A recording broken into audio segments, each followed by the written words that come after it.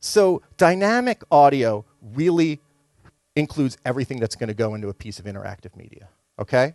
Whether it's interactive audio or adaptive audio. Dynamic audio means I'm playing a game instead of watching a film, right?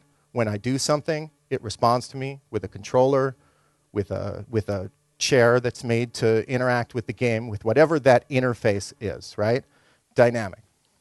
Yeah. So it's more of a one-to-one relationship. So like when the character swings his sword, you have a swish sound. So Well, basically, exactly. And interactive audio are simple events, right? So you're walking through an environment, you'll see this wonderful environment that Scott has built for us, and you'll bump into an object, right? It makes a sound.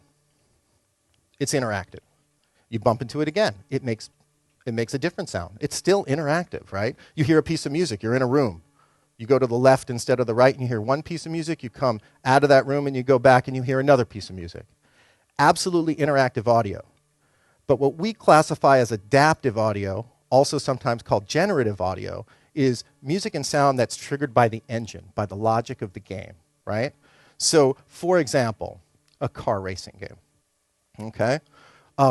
In that game, the programmers are going to have numbers for when you drive your car fast. Maybe your car goes from 0 to 200 miles an hour, or maybe from 0 to 9,000 RPMs, if you've got a real muscle car, right?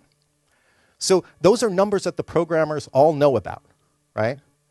And they can define. So you tie your music or your sound effect to that number, and maybe you've got a score that as the car goes faster, the score gets more exciting. More instruments come in, right?